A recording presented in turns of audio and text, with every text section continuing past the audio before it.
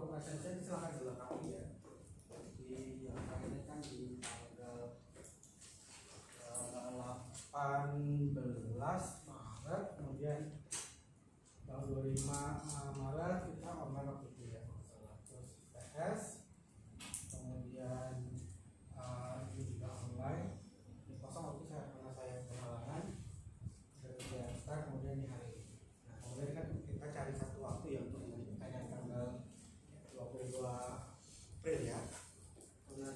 Kemudian kemarin tadi ada yang menyampaikan kalau Rabu gitu ya, Rabu jam 10, tapi kebetulan Rabu besok saya full dari pagi sampai sore, sehingga mungkin opsinya Jumat. Cash handphone ya.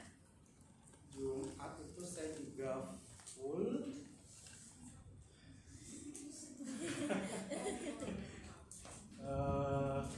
Sebenarnya saya menghindari hari libur, karena kan hari libur kan saya juga pengennya libur kan. Saya juga pengen libur.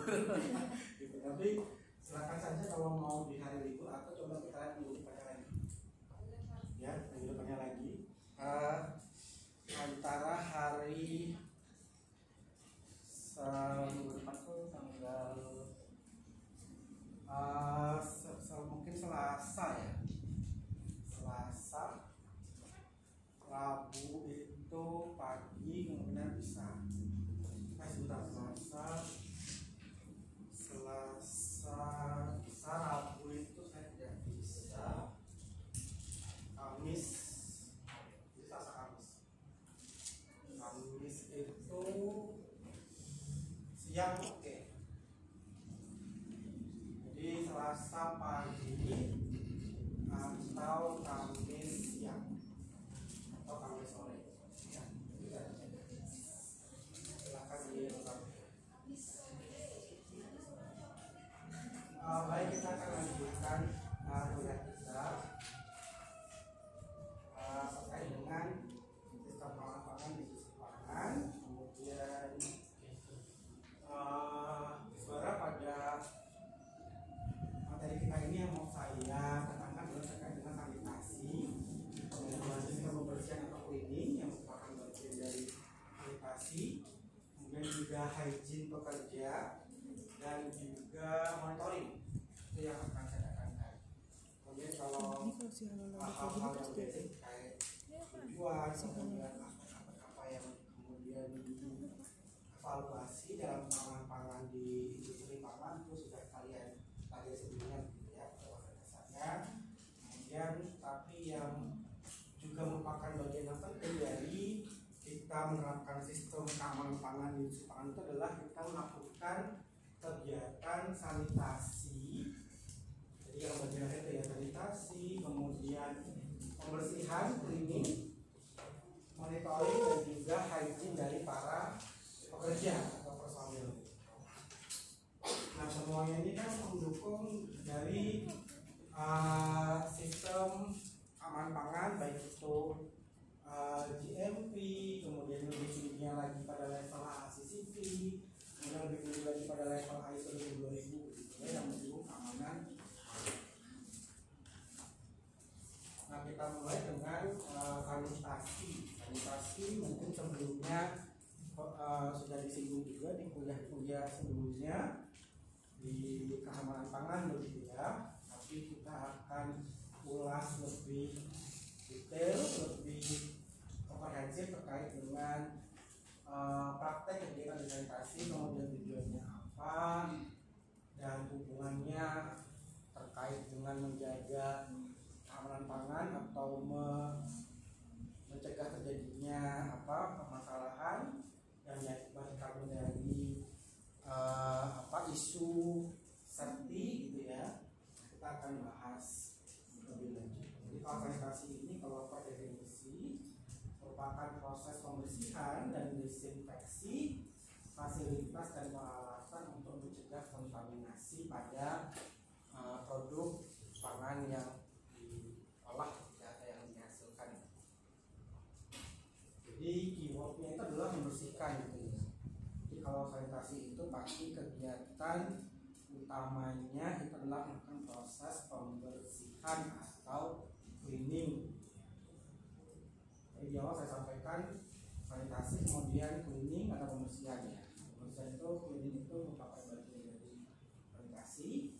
Kemudian juga ada praktek atau aktivitas namanya desinfeksi, yaitu hubungannya dengan kita berupaya untuk menghilangkan atau membunuh mikrobia yang dapat menyebabkan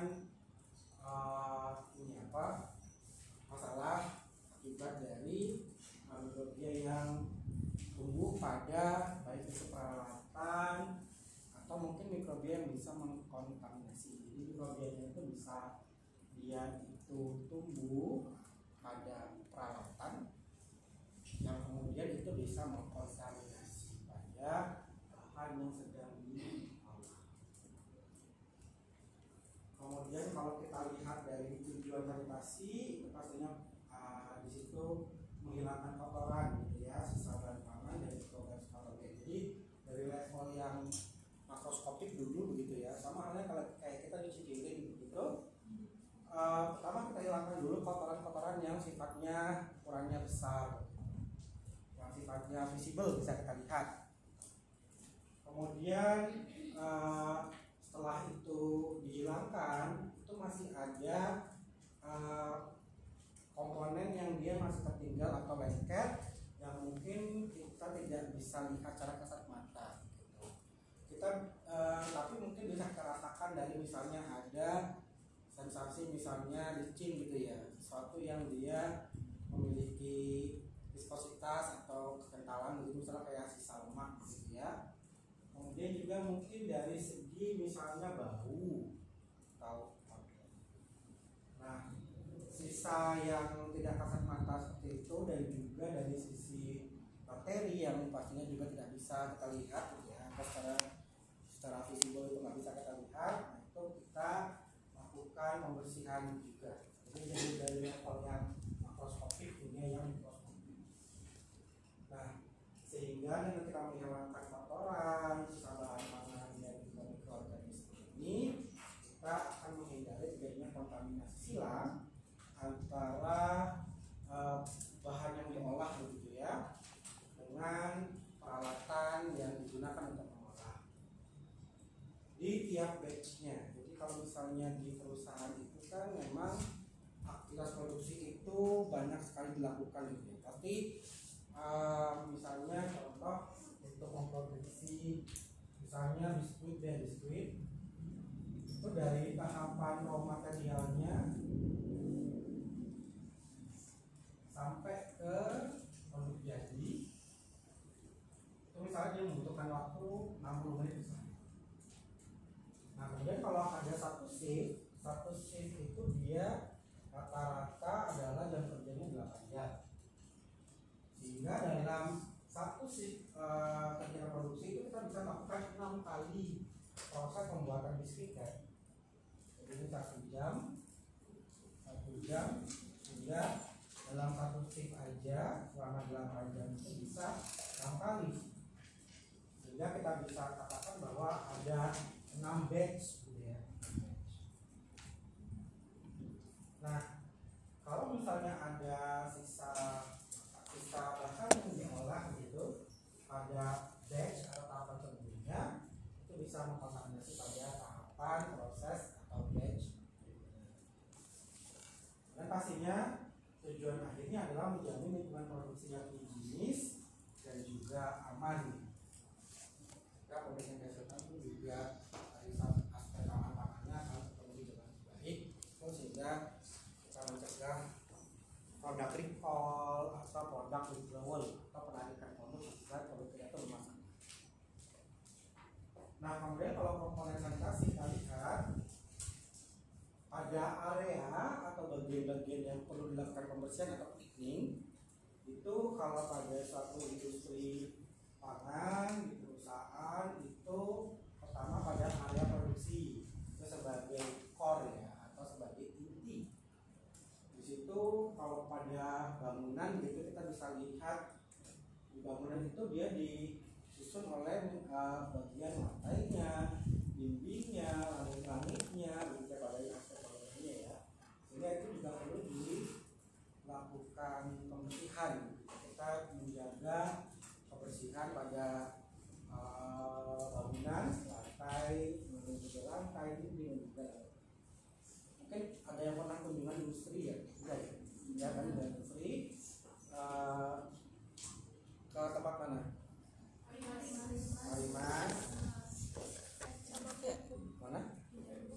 Dina Gurna Kimia. Oh, FMC. yang pangannya yang Marimas itu ya? Iya. Marimas. Nah, mungkin kalian bisa lihat di ruang produksinya itu mereka menggunakan lantai yang khusus. Jadi dia bukan keramik, dia bukan ubin, atau dia kayak semen yang di misalnya di apa sih namanya di plaster apa di apa, tapi mereka menggunakan bahan yang dia itu kalau kita jalan itu bisa bunyi cekik, ya kan? Itu bahan polimer tertentu yang sebenarnya itu mudah untuk dibersihkan dan itu mencegah bahan yang diolah itu lengket gitu ya. Beda kalau misalnya coba kita bandingkan dengan misalnya keramik begitu. Nah, dengan menggunakan bahan polimer tersebut itu akan lebih mudah membersihkan. Sehingga kita juga bisa mencegah adanya kontaminasi dari lantai terhadap raw material atau mungkin pada misalnya bahan yang sedang diolah. Kemudian juga terkait dengan dinding itu juga ada jarak berapa minimal terhadap mesin. Kemudian langit-langitnya juga berapa ketinggiannya itu juga ada perhitungannya. Dinding pun juga mungkin ada menggunakan bahan pelapis begitu yang dia sifatnya inert atau tidak mudah bereaksi atau tidak mudah berkelupas begitu ya. Sehingga ketika ada proses produksi yang dia itu menggunakan misalnya steam, uap panas, suhu tinggi, itu kan kemungkinan ruangan menjadi lembab begitu ya. Nah itu kalau misalnya bahan dindingnya nggak inert atau dia tidak durable, yang tidak istilahnya tahan gitu ya, maka itu bisa mengkontaminasi.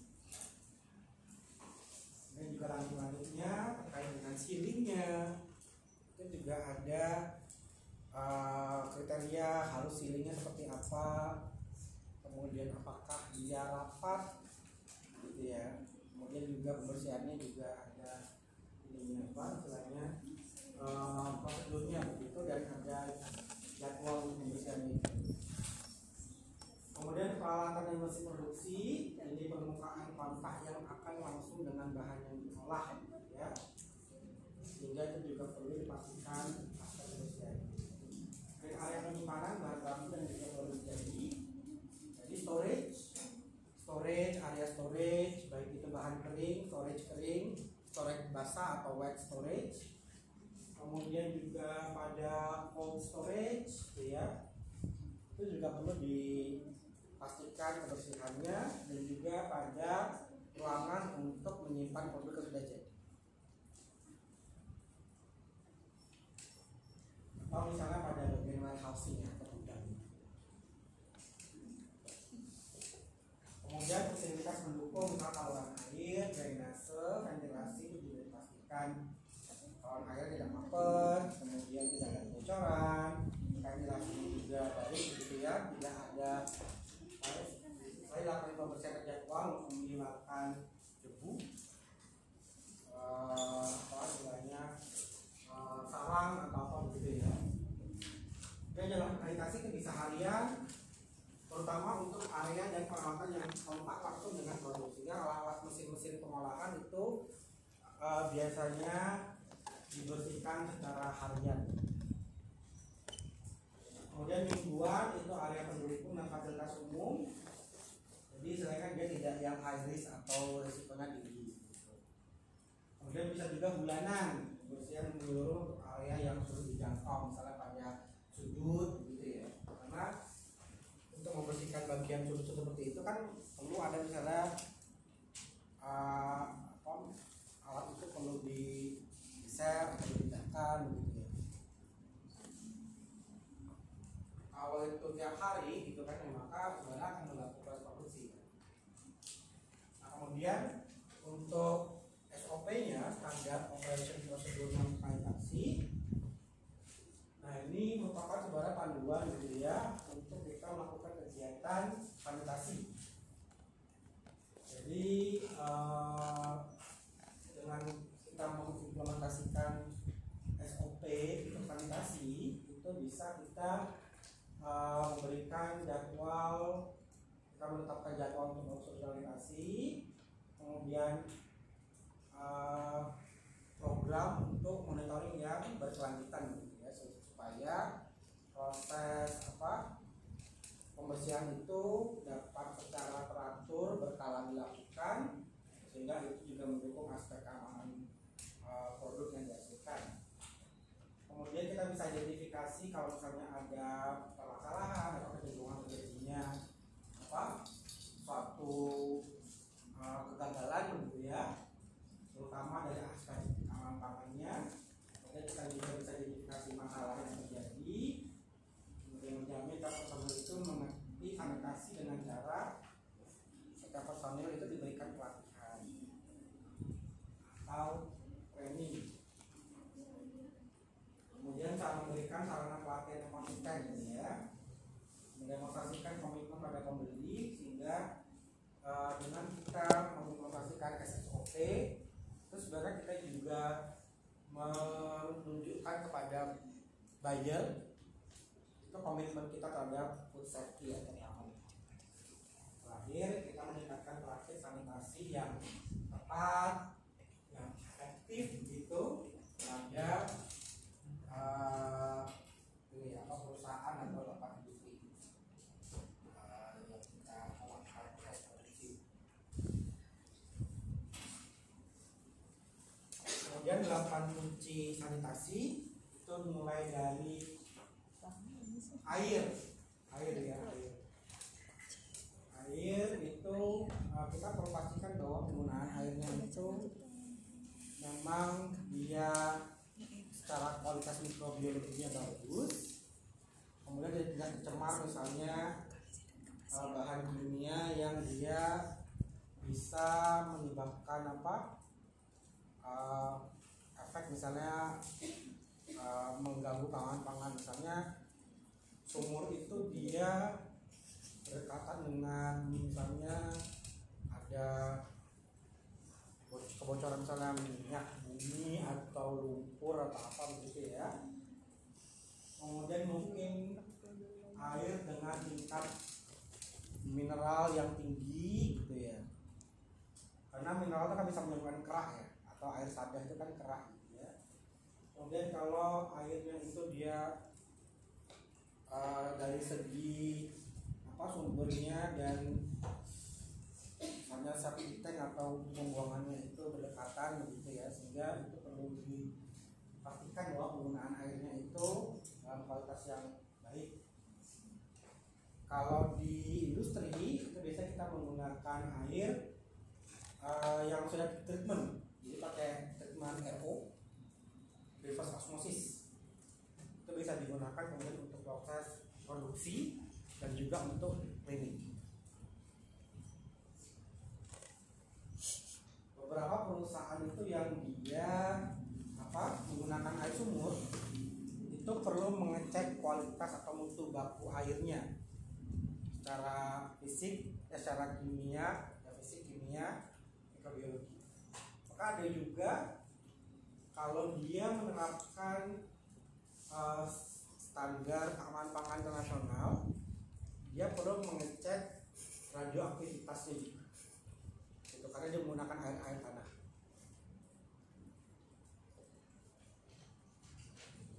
Jarang menggunakan air pump, itu jarang. PDAM itu jarang. Biasanya PDAM mungkin PIRT industri rumah tangga gitu masih gunakan. Tapi kalau untuk industri besar kan menggunakan air dalam jumlah yang sangat banyak sekali. Itu ya. Volume meter kubiknya itu kan banyak sekali penggunaan. Sehingga biasanya mereka menggunakan air sumur. Dan pada beberapa aktivitas produksi itu airnya di recycle. Jadi contoh mungkin ada yang suka makan kacang kulit ya, kacang kulit itu kan kalau dari petani itu kan dia masih ada tanahnya kan, masih kotor. Kemudian di industri itu kan adalah kebersihan. Di situ dia menggunakan air yang dikasih klorin, yang dikasih beberapa zat kimia untuk membantu proses pembersihan dan juga istilahnya desinfeksi lah begitu. Tapi memang dia pada kadar yang diperbolehkan begitu ya, tidak menyebabkan gangguan pada kesehatan. Nah, air itu yang digunakan mencuci itu biasanya mungkin ada beberapa cycle fase gitu ya. Pertama itu untuk pembersihan yang berat begitu ya. Kemudian kedua bahkan 3 fase begitu. Nah, kadang di fase kedua ketiga itu airnya di recycle. Airnya dikumpulin lagi. Itu kemudian untuk mencuci kacang yang pertama yang istilahnya yang masih banyak tanahnya, mengotak tanah. Jadi kegiatan kita merecycle air itu memang lazim, lumrah, umum dilakukan di industri. Nah, sebenarnya kita boleh merecycle asalkan kita punya panduan sampai seberapa batasan maksimal yaitu air boleh di-recycle. Biasanya melakukan pengujian lab terkait dengan aspek kimianya, misalnya pencemaran atau mungkin di situ komponen yang mungkin bisa menyebabkan kontaminasi ke bahan yang diolah berikutnya begitu kan. Ini juga terkait dengan aspek mikrobiologinya juga. Kalau di industri, kalau di kacang itu seperti itu. Jadi air ya pertama. Kedua, kondisi dan kebersihan permukaan yang kontak dengan bahan aman ini perlu dilakukan proses pembersihan. Ketiga, pencegahan kontaminasi silang dengan cara tadi terkait dengan pembersihan bagian permukaan kontak yang menyeluruh begitu. Efektif pembersihannya itu memang dilakukan dengan baik begitu ya.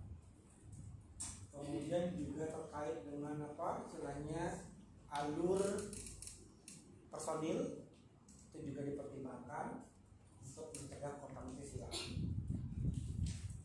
Alur personil. Jadi kalau misalnya terkait layout atau posisi dari tahapan produksi, mesin-mesinnya, alat-alatnya, kalau itu menyulitkan karyawan, personil untuk moving, bisa aja misalnya bajunya karyawan itu kena ke bagian permukaan alat yang mengolah bahan baku atau misalnya ada mungkin space-nya terlalu sempit atau mungkin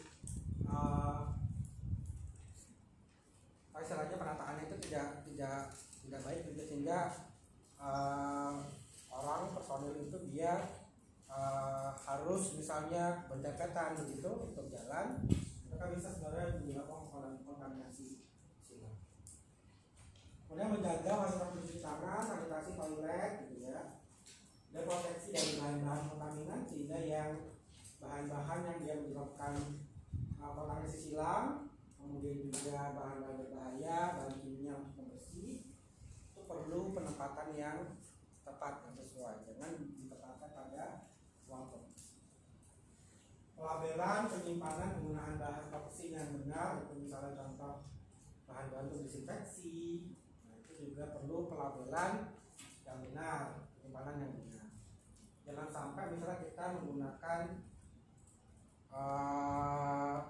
zat misalnya sodium hipoklorit NaOCl yang dibaikin itu ya, pemutih untuk desinfeksi, tapi kemudian kita pindahkan ke botol aqua gitu, ya kan, nggak ada labelnya.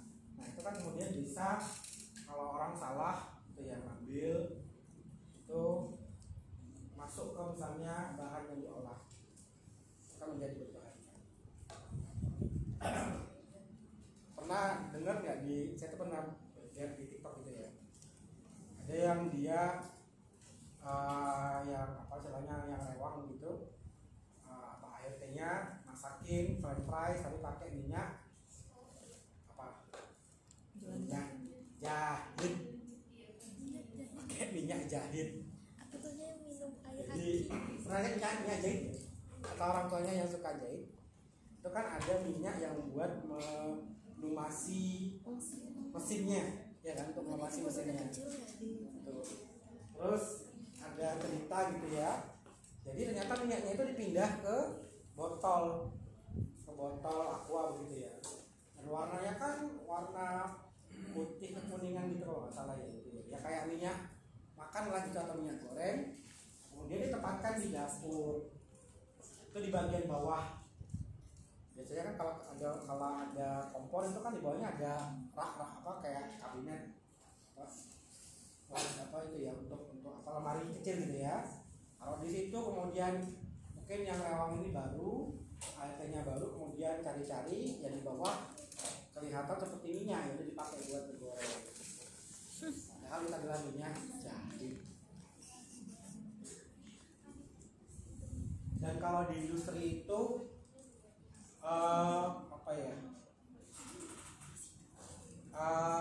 kita mungkin saja bisa luput pada hal-hal yang seperti itu karena kita punya tanggung jawab gitu. Kemudian kita masuk produksi kan cepat berjalannya ya. Nah kemudian hal-hal seperti itu seringkali luput atau kita kelupaan. Itu pasti akan frekuensi terjadi seperti itu bisa banyak terjadi ya. Sehingga pelabelan itu penting. Kemudian pengawasan kondisi kesehatan personil. Jadi kalau yang sakit atau misalnya dia sedang tidak enak badan atau ada indikasi ke arah penyakit infeksi itu tidak boleh bekerja gitu ya. Dan menghilangkan hama pes dari unit pengolahan. Cara kita menggunakan rekap gitu ya. Kemudian bahan pembersih. Jadi untuk bahan yang digunakan fermentasi itu pada umumnya kita menggunakan deterjen. Karena sifatnya itu alkali bisa. Jadi kalau sifatnya alkali itu dia mudah untuk melarutkan lemak, kemudian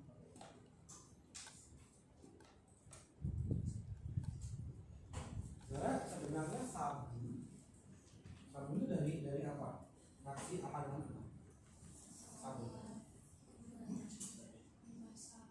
Masa plus dengan jadi apa? Sabun plus glycerol. Jadi kan basah ini NaOH gitu ya. Ini lemaknya bisa dijaga gitu. Nah, sabun kan berarti dia nanti akan membawa Na ini kan, sehingga dia menjadi alkali. Plus glycerol. Nah, ini itu memudahkan untuk proses kehilangan lemak karena dia bisa menurunkan tegangan permukaan.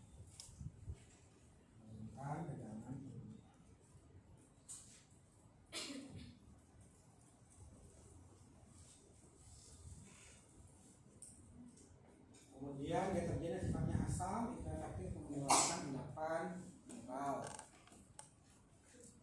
Misalnya susu itu kan mineralnya tinggi kan, kalsium. Kemudian deterjen enzimatik menggunakan, jadi ini ditambahkan enzim gitu ya. Itu kotoran berbasis protein berat.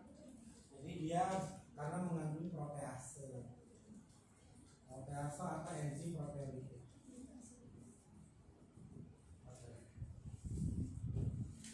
Bisa saja juga untuk lemak, berarti kalau lemak tambahkan enzim apa? Kalau lemak enzim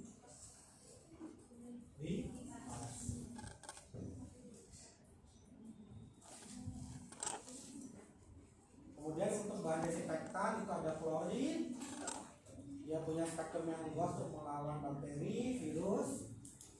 Kemudian quartz itu amonium partener, jadi bisa juga untuk membunuh mikrobia. Peroksida parasetic acid, ini juga untuk membunuh mikrobia. Pernah lihat ada yang luka, kemudian ditambahkan H2O2, kemudian setelah ditambahkan rusak, ya kan? Karena H2O2 itu kan terurai jadi H2O sendiri.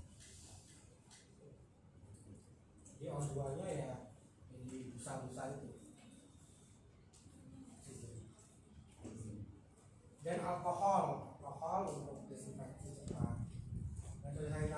bisa manual cleaning, jadi kita menggunakan tenaga manusia, gosok begitu ya, brushing, scrubbing gitu ya. Kemudian foam cleaning, jadi kita memanfaatkan busa. Jadi ini yang sabun ini biasanya ada komponen, kalau busa itu apa?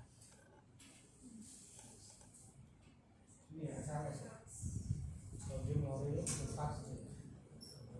Dia sebagai membantu untuk busa itu kan juga terkena dalam permukaannya, untuk memperluas area kebersihan. Kemudian fogging, sanitizing, menyemprotkan jadi kayak kabut gitu ya, kita spray. Jadi bisa manual cleaning. Manual cleaning itu nggak perlu bahannya bisa memakai yang buih. Jadi home cleaning itu pasti dia mengatakan buih.